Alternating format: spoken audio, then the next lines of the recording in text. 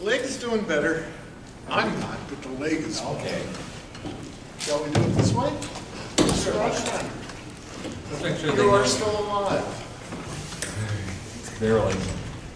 Oh my goodness. Hello, folks. Hello, Mike. Welcome to the Grimjack panel. We hope you all know that you are here for the Grimjack panel and not the writing panel, which was put later and obliterated. And besides, John is tired of writing. Yeah. Has nothing to say. No. And has a plane to go. And Timothy, who's also quite a writer, we here at Grimjack think of him as an artist, but that's not fair.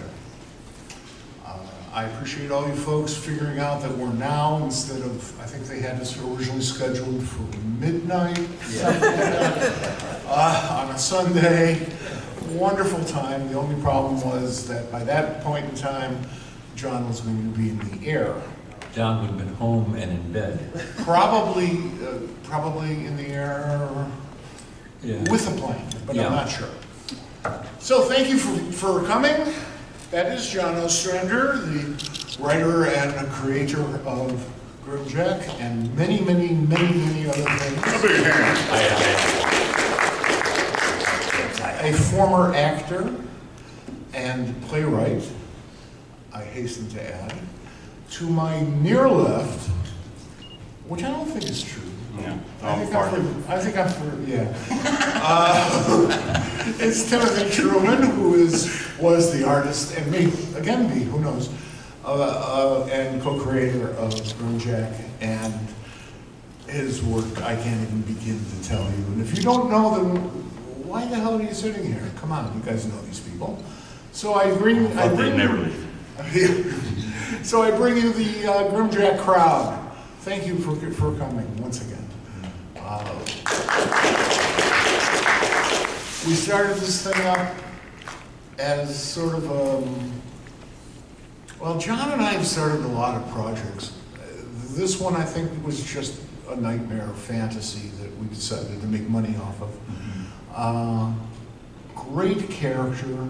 It was your first original in comics, wasn't it? Yeah. And it really proved that John Ostrander is a major force to reckon with. When I don't know if you know this, when I brought you into First Comics, our friends, although they weren't your friends then, at DC said, "Why don't you hire some writers?"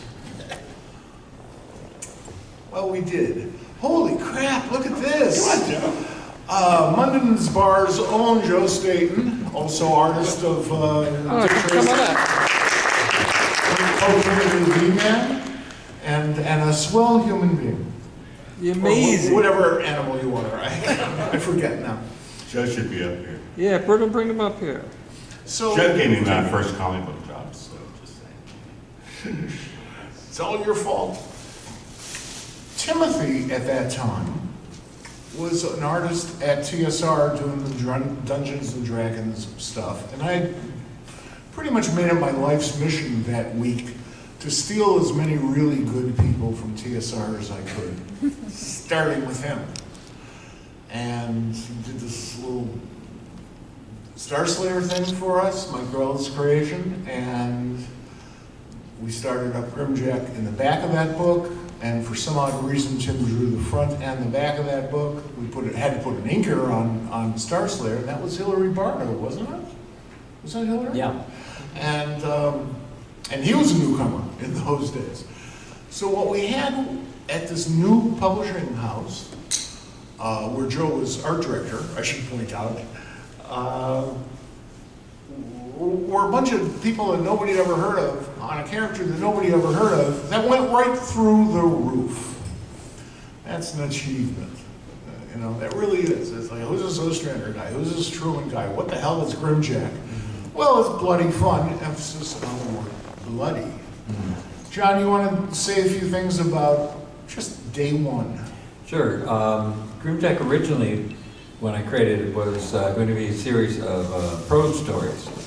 And it was set in a dystopic future Chicago that had gone through some sort of annihilation. much like today. And, Yeah, pretty much. And then I started working for First Comics. I was doing backups in Warp. And the first Warp special had a setting called Sinister, where all the dimensions meet. And I knew they were looking for more properties, so I thought, well, maybe the Grimjack idea might work. And then I thought, well, wait, they're going to trash Sinister at the end of the story? I said, that's a terrible idea, because First had all these different stories that weren't set in a single universe. But if they wanted to, they could use Sinister to go from one to the other. I don't think they ever did, but they could. And I said, so we must save Sinister.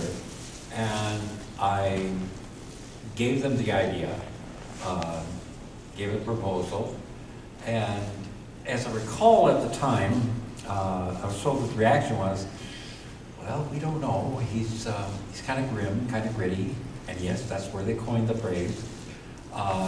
And he's an older character, very violent. We don't know if anybody will be interested in him. So Mike told me, well, look, what we'll do is we'll start him in the back of Starslayer as a backup feature, and maybe in a couple of years, if he gets it, enough backing, gets enough interest, we'll put him into his own book. 9 months later, Grimjack #1 premiered, because from day one, the first time that he appeared, people just went, give me more of that Grimjack. And we were happy to do that. Oh, yeah. Oh, yeah. It was a hard sell into the retailers, because in this business, we don't sell to readers, we sell to the retailers who buy this stuff on a non-returnable basis. And I know firsthand how frightening that monthly diamond catalog is, because you're literally betting the rent on it. So, we did a little work to get people, familiar with it, and some of them already knew because they were selling Starslayer better because of Grimjack. So that was good. And I think our first issue had a pretty good print run. Yeah. And all the way through. Well, we had 15 distributors too, so. Well, that's true. That's true. And a few of them were actually adequate.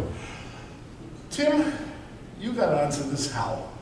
There were these little, I think it was like once a month, right? They'd have these little comic book conventions in Chicago, and I had some buddies that were going. And they said, hey, there's this new publishing company, First Comics, they're going to be there. They're always there. You got to take your portfolio down. And at the time I was working at TSR, and TSR let me do about 3 paintings, and then they quickly figured out that I didn't know shit about painting. And I became like their black and white interiors guy, especially for monsters and for science fiction stuff. I just had a weird style for it. And so I brought my portfolio in. I ran into Lennon Del Sol, who was actually the guy, he was the first guy who'd done sample pages for Grimjack. And he took me over to the First Comics booth, and Mike and Joe Staten were there. And they looked at my portfolio. John Byrne was sitting beside him, and I remember Byrne going like that. And I couldn't read his face. I didn't know if he liked it or not. And so they said, hey, we've got a series you might fit in on, and we'll give you a call. So I gave him my phone numbers. I also gave him the work number at TSR. And I was sitting around my drawing board at TSR. I was on the art staff. And the art director for TSR walks over and he goes, you got a call in my office. I said, oh, really? And so he took me to his office, and I sat in his office, and then Jim Rosloff, the art director, was sitting right there with me, and I was accepting this job from First Comics. And so I started doing the backups, and like John said, it became really, it just caught on. I think much to our surprise, because you have to remember science fiction wasn't exactly in vogue as far as comics go. Although, It was all capes. yeah, except for Chaikin had great success with American Flag. That's because it was labeled Shaken. Yeah, and so, and that also it had an older character. I mean, he was an old man of what, like 50, right? Yeah. He was an old Yeah, he was an old guy. So anyway, it kind of surprised us all, but the strength of John's storytelling and I guess the quirkiness of my illustrations kind of caught on somehow. As I recall, at the time, you were being offered either Grimjack as a backup or a fill-in issue of War featuring Valeria, the bug sorceress, and or the witch sorceress or whatever she was, and they said, well, this is a full issue, but that would only be backup, and we don't know it's going to go anywhere. He looked them both over and he said, give me the Merc. Yeah, Yeah. I just had a penchant for, I was in like Clint Eastwood and all this shit. But now there's another element here. There's a dynamic here that's really important. Anybody here ever hear of a rock band called the Beatles? Okay, there you go. Well, the Beatles were two people. That's good. The Beatles were 1 + 1 + 1 + 1 = 5. You know, the sum of the parts. And the dynamic of John Ostrander and Timothy Truman, and one of these days I'm going to start saying it the other way, was amazing. These two guys clicked, and they've done so much work together on so many different projects over the years, and each one, I've read them all, whether I was involved or not. And of course I was on the comp list back then, but still, this was 1 + 1 = 3. And if not for Grimjack, we never would have known that. And of the whole experience, I love Grimjack. Arguably my favorite character, only because Reuben Flagg became real. But Well, we weren't the Beatles of comics, we were kind of like the Stooges of comics. Yeah. you were actually more like the Rolling Stones of comics, which Really good. I think would confound John, but nonetheless. Not good. It really worked out nicely. And here we are, I don't know how many years later, 1,000 years later, and you know, you guys all showed up at a panel that was not in the program book. So, Right time, yeah. thank you. Thank you very much. You guys have anything more you want to say? We can start taking some questions. We can... Yeah, I remember, particularly when we got to the first issue, and well, first of all, I got to say, once Tim was on the book, all of a sudden he was just sending in tons of stuff, you know, like advertising stuff, you know, like art to be used, you know, he had all these ideas, and I stole every single thing I could get. And in the first issue of the book, all of a sudden, in an early page, there's this gator lizard, and Tim has the side note, this is Bob, he's the watch lizard of the bar, he's a gator lizard, and I had... A real party animal. Yeah, real party animal, and he, and I never wrote anything about it, Tim just threw him in, and I went, okay, and I invented a sound thing, or a way of talking for him, and Bob became perhaps, even more than Gone, the most popular character in the series. He was the most popular character in the editor's eye. There was one time when I had a story where Gaunt was in a very bad place, and he shot out some kneecaps of some characters, and people were fine with that, but when he was pissed enough to actually kick Bob, the letters I got on that, you know, and I never did anything like that again. No, and you know, I mean, Bob was not a tiny little lizard. He was big. He's a big boy. Spaniel sized, I would say. Yeah, there you go. Everyone needs a spaniel size. Hey guys, Bob was basically the same size as a bottle of gin. The side by side. So Bob was a little bigger than the bottle. I never knew that. I don't drink alcohol, so I wouldn't know that. And you are always my go-to guy when it comes to alcohol. Let me tell you. Actually, it wasn't gin, it was a bottle of old piss. That was the drink That's of right. choice for the That's right. And in those days, you couldn't say old piss. So Here's all the I would turn the bottle in one panel so it would say, you could see the O-L and the T-I, and then the next panel be, D as a, LD. Now, was that a tree? It's a tree frog? Tree frog Probably, beer? I don't know. Anybody here Probably was. remember Tree Frog beer and S. Clay Wilson? It probably was. they barely remember the Beatles, you're asking. That's true. Two people remember the Beatles. Yeah. God. Jeez. Tim, Yeah. anything you want to say before we turn it over to the What? masses here? I just was really blown away by the response. I'm always very insecure about my work, and these guys were just so responsive to it, and it really gave me a sort of a shot in the arm when I needed it. Because I hated working at TSR, punching a clock, and sort of turning out art. And so I've always been very thankful for that. And when I met John, I mean, we were together for about 2 hours, and we were like, okay, we're brothers, Yeah. We just got along instantly. And we just had a way of balancing each other out. If John would do the plotting, and I would do the artwork and throw wacky stuff in. And I was very fortunate that John was my first writer because he'd worked in the theater.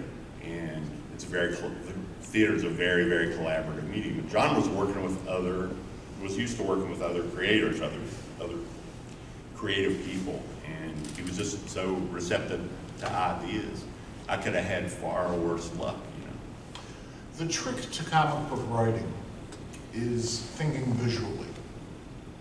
Here's a surprise for you. Comics is a visual medium. Not all writers can do that, and you will see some people with very impressive track records in the book industry just fall flat on their face as comics writers because they couldn't write visually. A person who writes for the stage has to, even if he or she does not know that. You got to keep like blocking, stage blocking in mind and all that. So John was really the right guy, and also the right guy for the industry. And of course, I use the past tense because John died a few years ago. I know, I went to the funeral, it was very nice. It was a nice funeral? Good, Yeah. good. I was worried about that. I heard those rumors were exaggerated. Your flowers were lovely. They were edible. Yeah. Okay.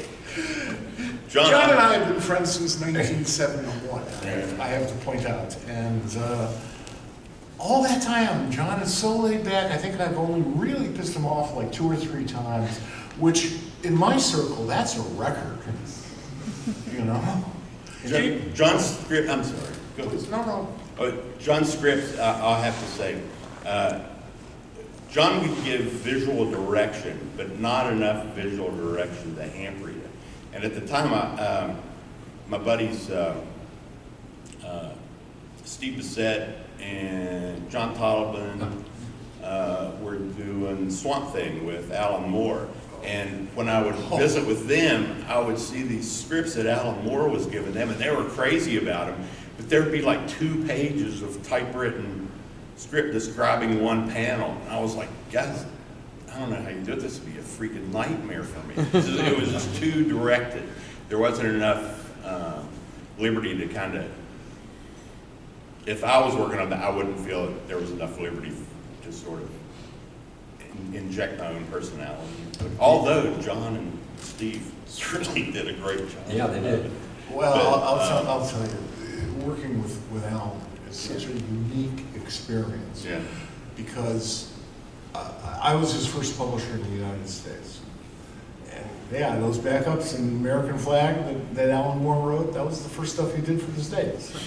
And we got the first script in for a backup in Flag, Oh, God. which was like Can't 8 imagine. pages or 7 pages, something like that. Printed material. And it was a phone book, and not only just a phone book, the script, but it was like the Manhattan phone book.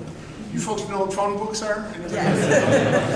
It was, you know, bam, like that. And it's like, I'm looking at this thing thinking, my first thought, and I swear to you, this is the truth, was that he wrote the whole series. And that was the script for the whole series.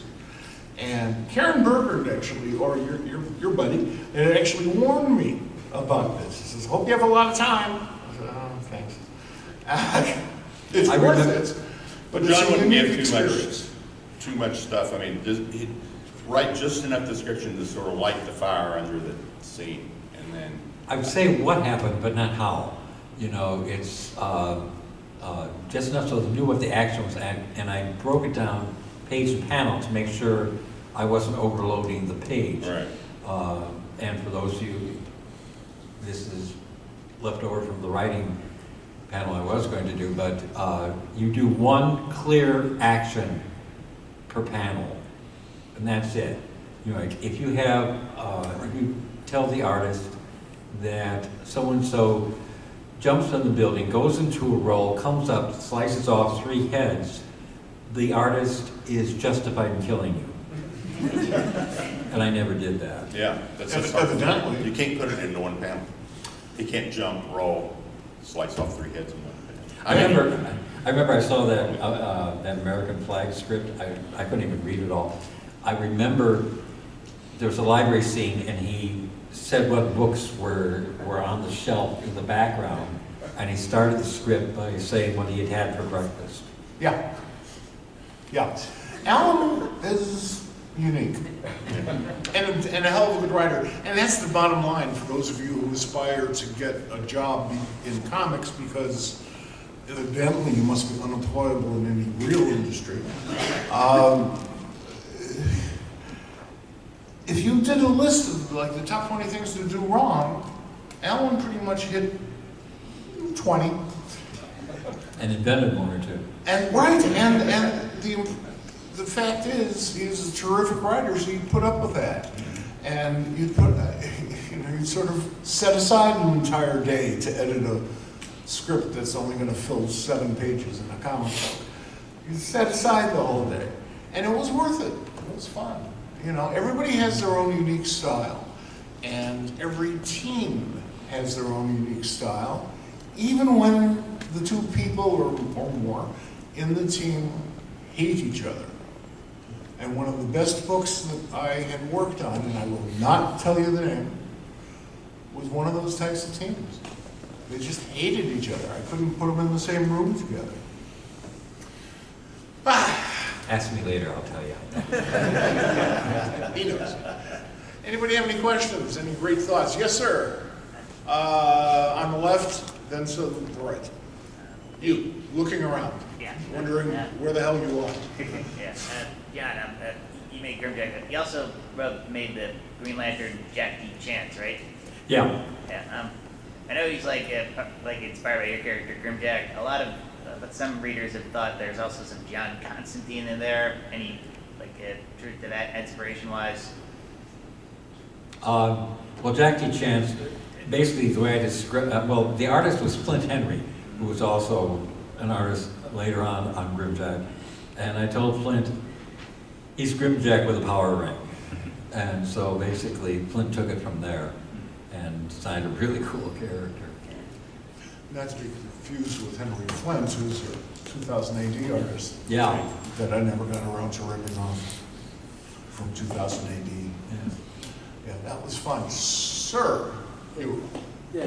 And one additional things I like what you did, John, with the JLA Incarnation series in 2001, issue 2, when you incorporated a human interest element in the second issue of that. With I think when the neighborhood that got displaced from the battle, and a lady who's kind of challenging Green Arrow in that displaced area, they got destroyed from the battle. And then I think the other human interest element, I like that you had the Superman element with the friend that was a police officer that got killed in the line of duty, looking at the dangers, of being a superhero, and when it comes to law enforcement fighting crime. And I think there was a fifth Beatle, if I can recall. I didn't know until 2005. The late Billy Preston. Oh, yeah. Yeah, there's a lot of fifth Beatles, but I think, well, Billy Preston, okay, this isn't a rock and roll band. I've been called. We could do that too. Yeah. Oh, definitely. I've been called the Grim Reaper of comics. In between that and the number of characters I killed off in Suicide Squad. Well, it's called Suicide Squad. Come on. I even killed off Gaunt one, so. Amanda Waller is the second greatest character you've ever created. And most people think she's the best. I think Grimjack is the best. But Amanda is such a powerful character, and you should go down in history for that one. Well, and a lot of people get it wrong because they think she's just a villain or you play her as a sociopath. And it's not. She's just hard ass. It's a good point you bring up, because John's really, his writing, he thinks beyond the action. If there's a human interest or a human element that'll come into play, he'll definitely inject that. And I think he had some of that with the Captain Adam piece, and one of the issues of the JLL Incarnation miniseries. And I like that Captain Adam story that you had in there. Actually, the thing, I know this is Grimjack, but I'll just refer to this briefly. In Incarnations, we got to the issue where we were dealing with JLA Detroit, which was actually my least favorite incarnation. And I really didn't like Vibe until I wrote him. And then all of a sudden I was finding things in him that I liked playing with. When I wrote Aquaman for a couple of issues, my first reaction was, oh God, Aquaman. But then I enjoyed writing him. So every once in a while, the stories will surprise you if you leave yourself open to them. Right. If you accept it as a challenge, all the better, because then you'll find that element that you've never seen before. And now all of a sudden it's clear sailing. Well, I think in my experience, John has always asked about the why of the character. Why is this character acting like that? Right. Why is this character a son of a bitch?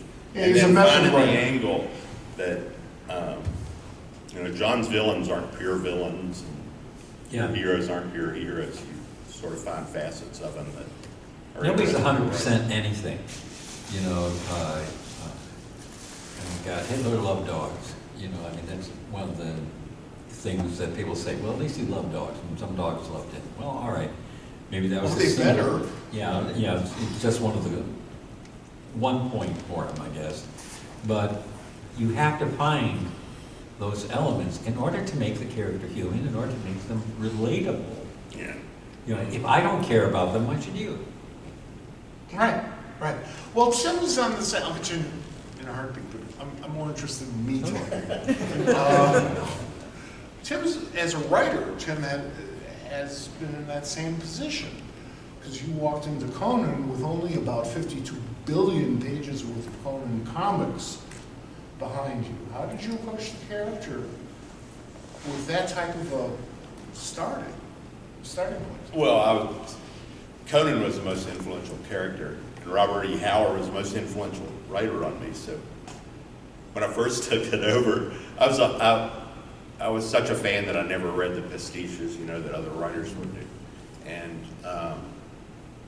and also I'd always separated like the Marvel Conan comic from Robert E. Howard. I didn't think of them as the same entity at all whatsoever, and so when I was offered the book, I was like, I don't want to become one of those guys. So I tried to just stay kind of reverential to have the spirit of Howard and the way he used language and all that. But other than that, it was just whenever Howard would write a Conan story, he'd always drop hints of about 15 other Conan stories in it, like from Conan's background. Right. So it was just like pulling those threads together, and you could weave all sorts of, different stories from them. It must be. And then Vincent D'Onofrio played him in the movies. Okay. One of the things that you must have recognized, at least intuitively, when he first looked at the Grimjack proposal and stuff, Oh, yeah. is that there's a very, very big Robert E. Howard influence on it, in that the way Grimjack came up in the first place was I knew that Howard, who I was really enjoying, had basically created that genre by combining two other genres, historical and sword and sandal, or barbarian, Right. So, and I was like, that's kind of cool. Well, okay, I want to create my own narrative alloy. So my favorite was sword and sorcery and a hard-boiled detective. So I combined those two together to get a hard-boiled barbarian, and his name was Grimjack. Yeah. You know, I'm going to say something to defend Roy Thomas's Marvel stuff, which I loved in the early days. Most certainly, he and Barry Smith were a terrific team, I thought. Yeah. But Roy, made the character work for me because I had dismissed Howard previously because he was. This is petty, but I was younger and pettier. He was a friend of H.P. Lovecraft, and I could never get into H.P. Lovecraft because he was so racist, even for his time, and those were not pretty times.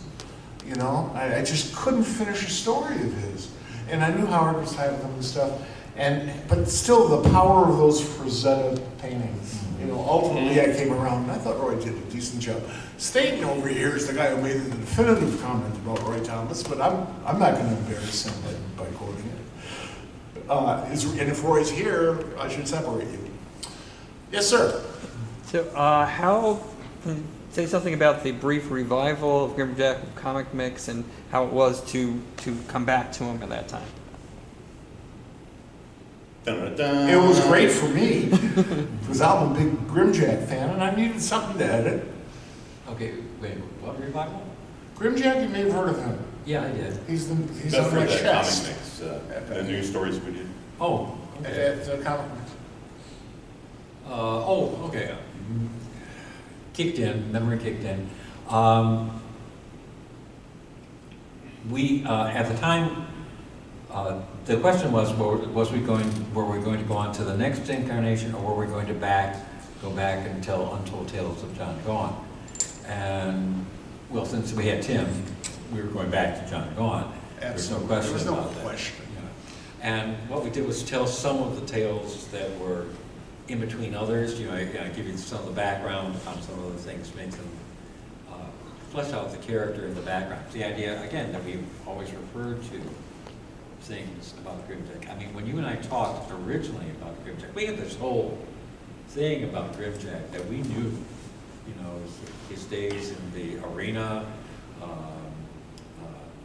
We knew his origin. We had all this stuff, but we didn't bother telling the reader about every single one of them because we wanted to hold something back.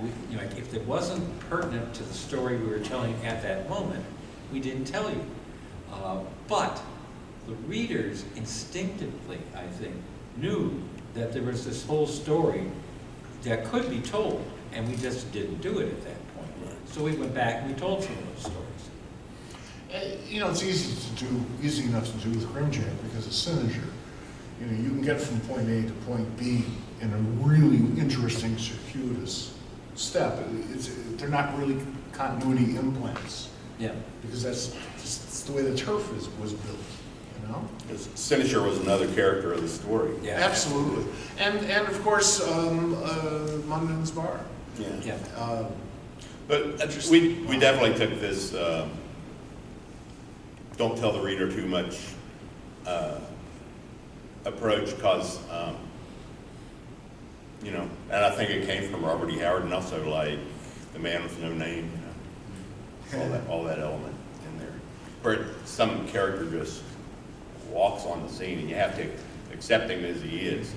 And so the trick is to draw people into that world without knowing exactly what this guy's background is. The supporting cast of Grimjack is just as fascinating as the lead characters.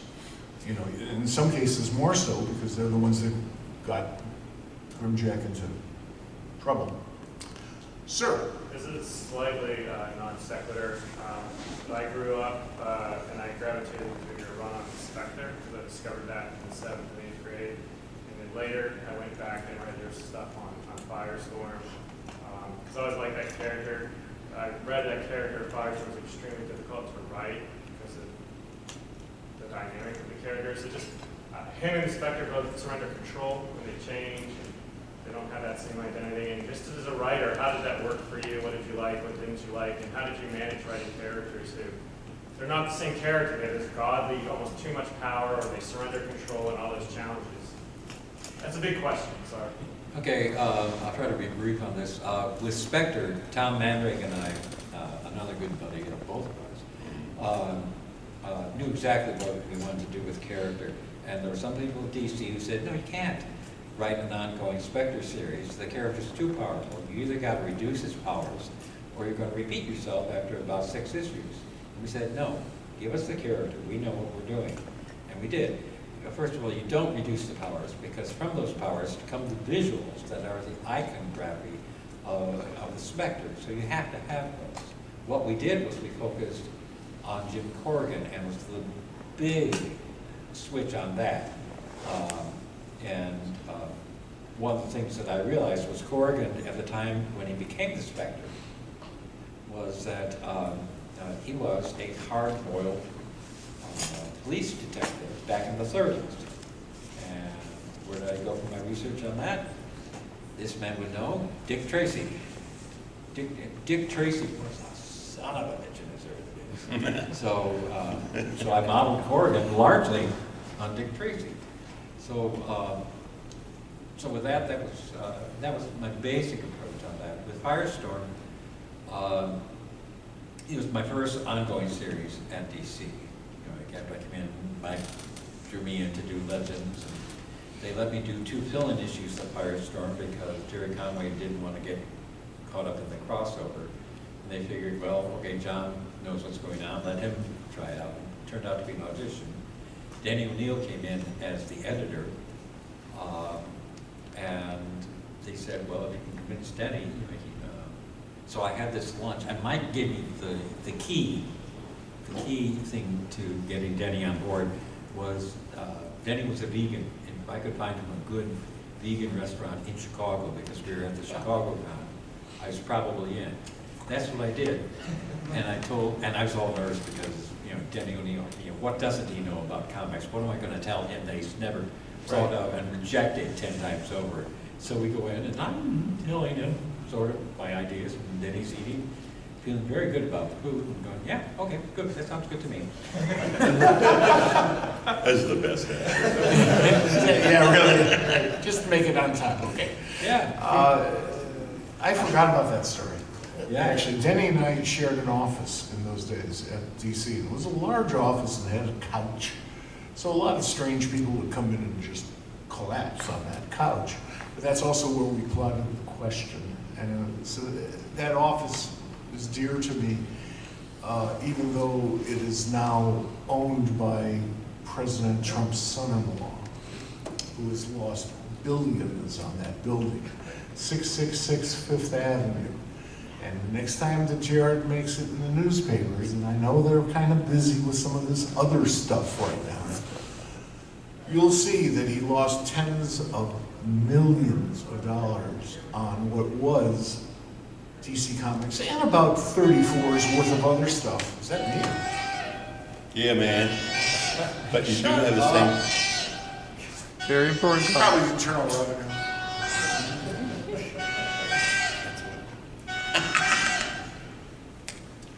Sorry, I apologize.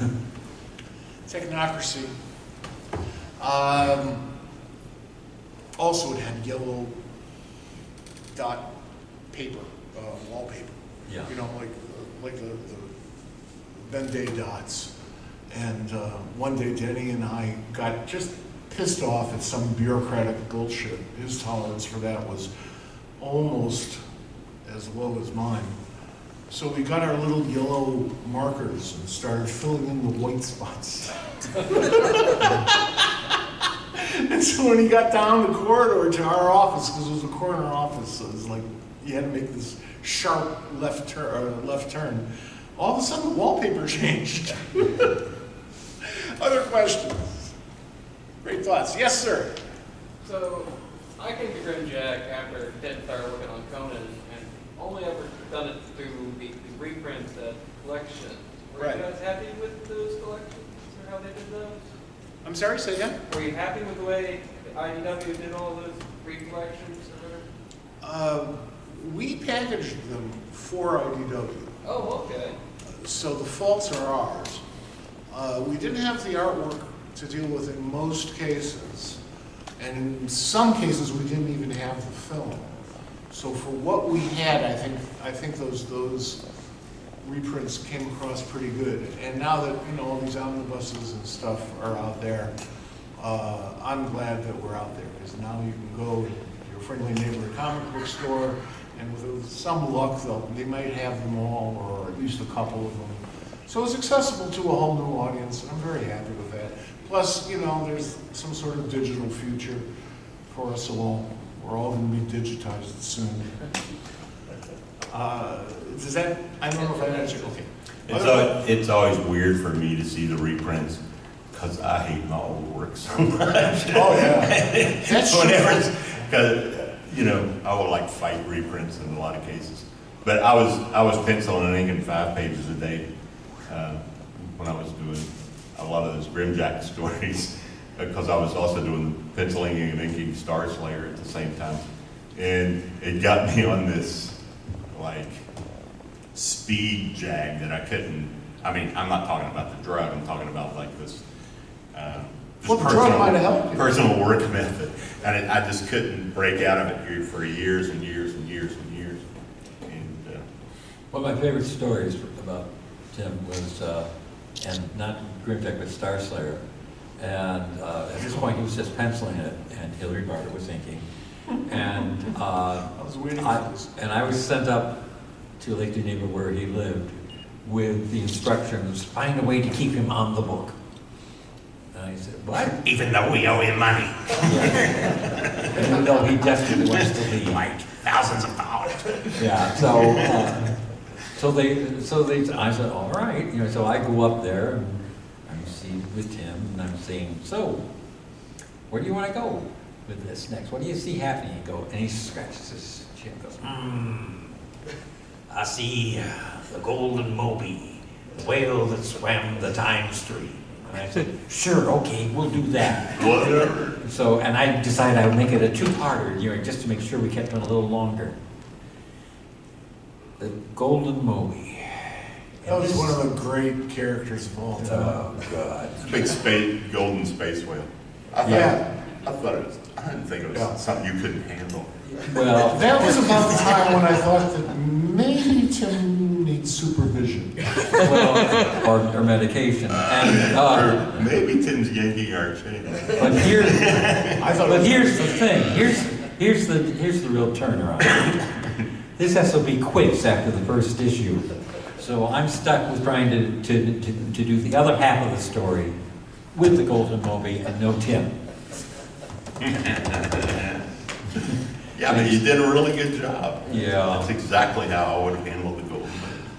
My ally at Pop Culture Squad, John, Bob Harrison. you need to finish that story. Yeah. What? What's about how someone liked it so much? Oh, yeah, okay.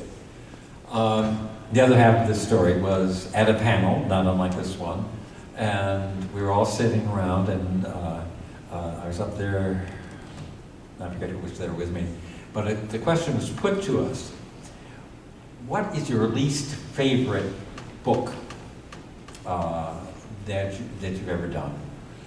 And it came around to me, and it wasn't so much Golden Moby Part 1, it was Golden Moby Part 2. And I indicated that if I could, I would gladly burn all the issues. And somebody who's seated just about where you are looks up at me with a wounded expression and goes, but that's my favorite comic. That's true.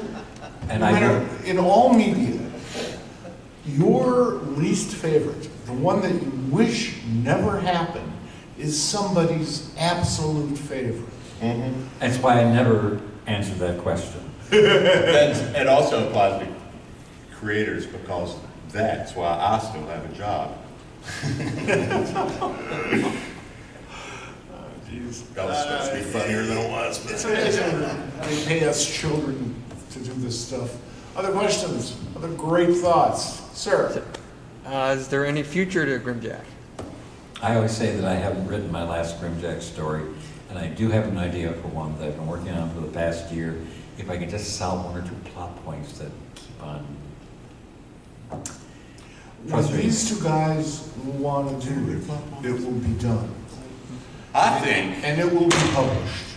if you injected a giant golden whale into this plot line. The Return of the Golden Mobile. Oh, that'd be great. Tim, Son of golden. He'll quit halfway through though. oh, Tim has always said that whenever we do anything again, there's going to be a golden Moby somewhere in each panel. Just for me. Yeah, I think we ought to make him like a cultural hero, you know. Yeah. You know how you get downstairs and you see like the Hello Kitty shit, you know, and you see like Golden Moby. I want to see Golden Moby and Bob. Golden Moby cosplay. Yeah, Golden Moby being ridden by Bob. Yeah. Oh, yeah, that'd be great. I want to see Bob cosplay. Get Sergio to try. Other thoughts, other great, yes, sir. So, Mike, when did you know that the two of them together and Grimjack was going to be something In the backup days. in the backup? But Oh, yeah, absolutely.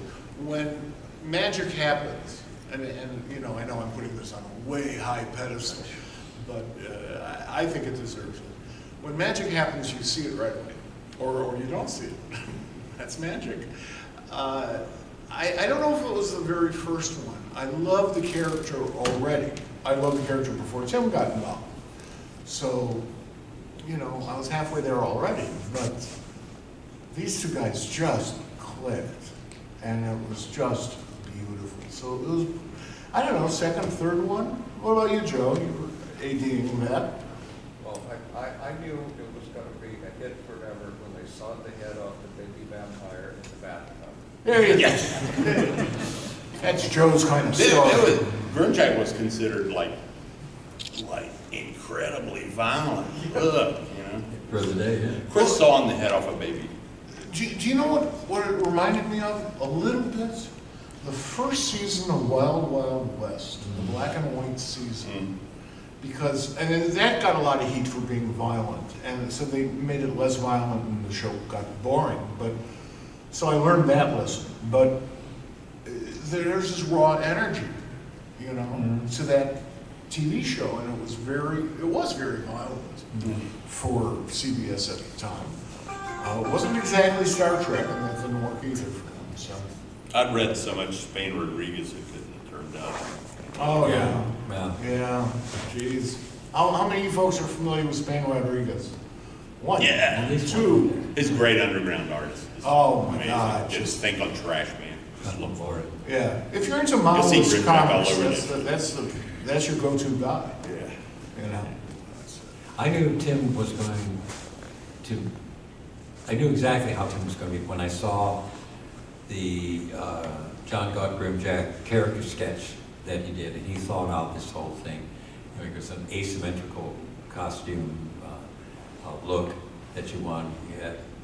He added all this stuff into it, like the beret, the feather in it, the Demon Star badge. You know, I mean, these are all things that came from Tim. It's why shortly after I think we got the book, that I went back to the person and said, okay, I know I'm listed as the creator. From now on, Tim is listed as co-creator, and you know, we split anything that comes from it straight down the middle, because it was simply the truth. You know, I may have started the idea, but it would not have been anything that you guys would have wanted to read without it. They had tried out one other artist who was so awful, and I about broke down in tears. Yeah, so So they said, no, we won't use them. That was very kind of Well, them. Really. I knew we had the right sensibilities in you because you and I, before Grimjack, discovered that we'd shared the same favorite underground artists. As you mentioned, one of them, Rand Holmes, is another. And our tastes in music overlapped quite a bit, and still do. So it's, I knew those sensibilities. It's like, oh yeah, he's weird and shit, let's do it. No, there's a rock and roll sensibility to Grimjack. There really is. You know, Jack Kirby. How many of you remember Jack Kirby? Worked with Spain Rodriguez. So Jack Kirby had that rock and roll energy, and I don't think he knew it. Yeah. But it was so weird because it came up around the same time the Beatles came up. You know, when Marvel really became Marvel, and that energy was just, I'm convinced, was a coincidence. Not in your case, pal. I would argue that came up whenever Hitler came up. Well, you know, you can't goose step to the Stones. You know? You know, it's hard. It's kind of hard. Other questions? Sir? I wanted to talk a bit about the evolution and joy of Munden's Bar. Well, first of all, it became a location. If you need a detective, where do you go? Well, you go to his office. But that just seemed mundane. So I thought, okay, well, you know, and they're having some detectives who basically work out of bars. So I thought, well, John Cassavetes. Yeah, yeah. So we did that, and I think it was you who created the stairs going down. So Munden's is actually a cellar. Oh yeah, bar. I've been to that bar. Yeah. And several times. And then Mike told me that they needed a backup feature for the book because to try to get Tim to do like 32 pages a month would be like, that's killing. And he was looking around for a backup feature, and I suggested that we do an anthology series set in Munden's. Each month would be a different artist, it'd be a different story. The only key point is Grimjack couldn't appear in it, so it had to be something else. Mike's going, anthologies are a lot of work, they never sell.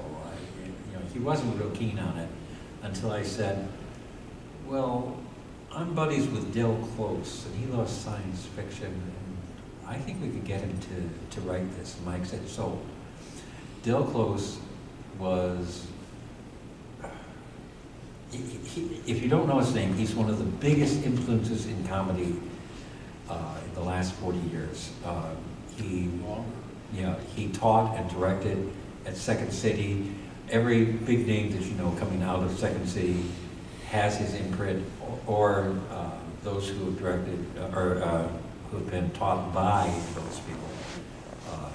His influence He worked continues. with everybody from Elaine May to Tina Fey. Yeah, and he's mad. He was a madman. I mean, every drug that's out there, he would sample. He called doing bioassays, and it's crazy. And so the idea of having him write comics was something that I knew would appeal to Mike, and it did. Oh yeah, I'm a perfect, you bet. And so I had also taken some of Dell's classes like decades before, so. I did too. Dell's classes were extremely liberating to me as a writer. Yeah. So, so the basic idea is, well, okay, we'll do this until we find something else better to do. We just never found anything better to do. These two collaborated on one of the best-known London bars, in which Tim wrote and I was going to bring that up because that was a great experience.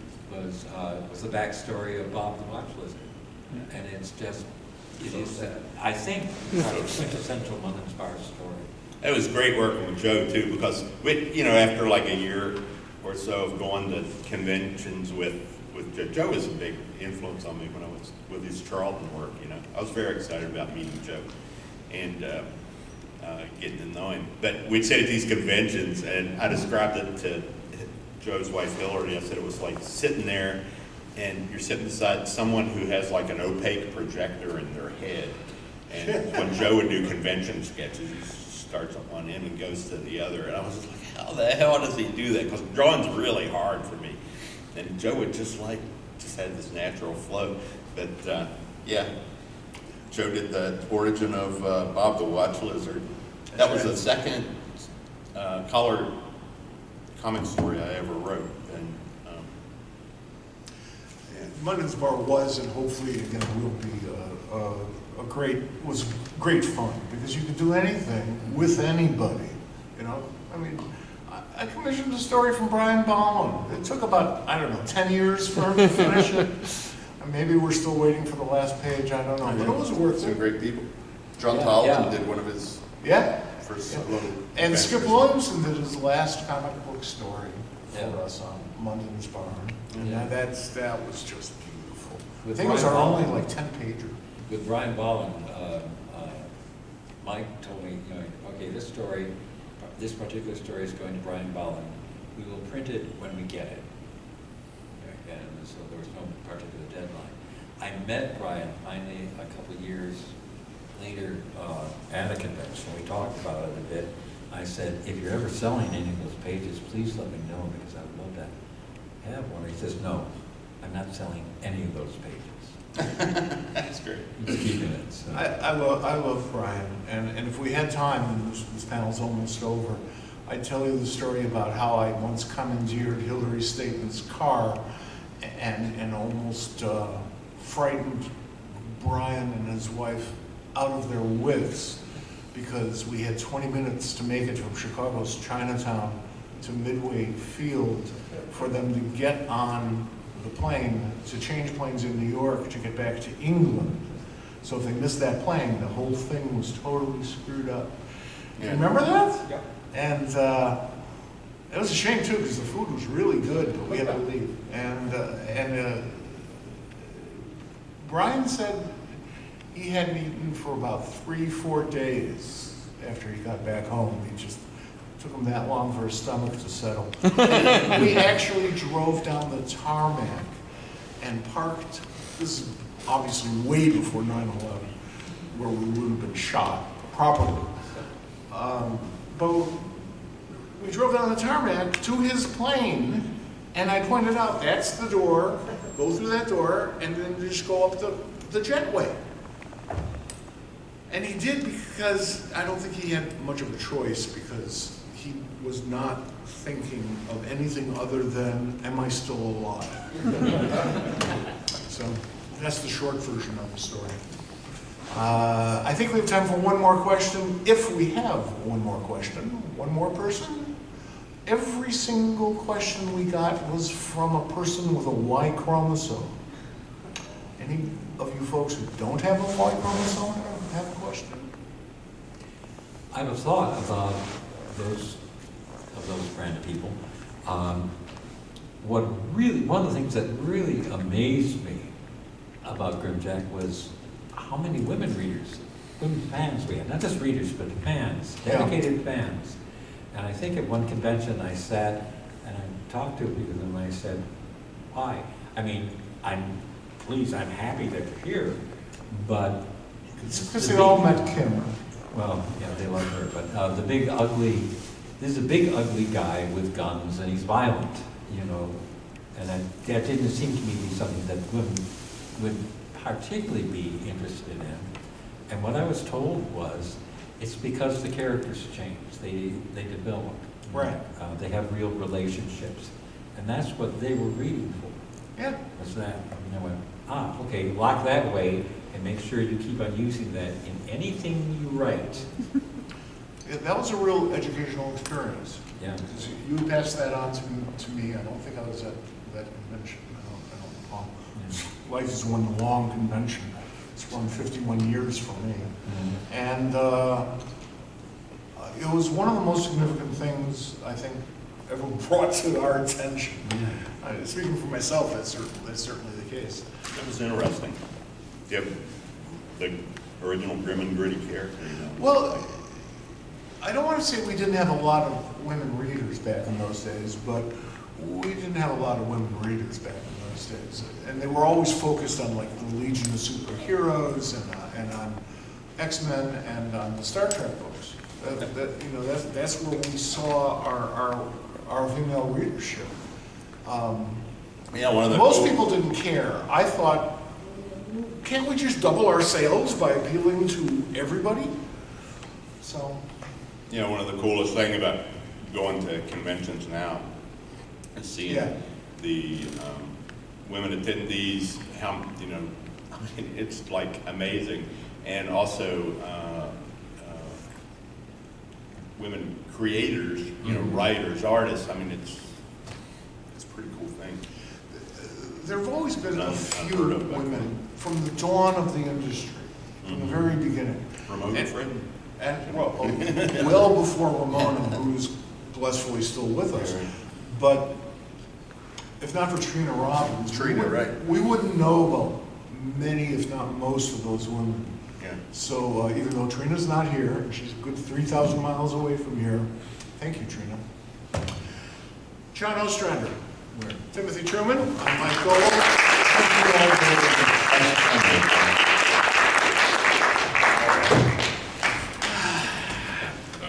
Now I have to try to stand up. I'll be back at my table in about 1 minute. And I'm over at the Joe, thanks Euro for coming. Lines table. I needed the show. Actually, Joe and I couldn't make eye contact without knowing Lance's through the first comic stuff. See you guys later. All right. Hey, I've got to go back to the car.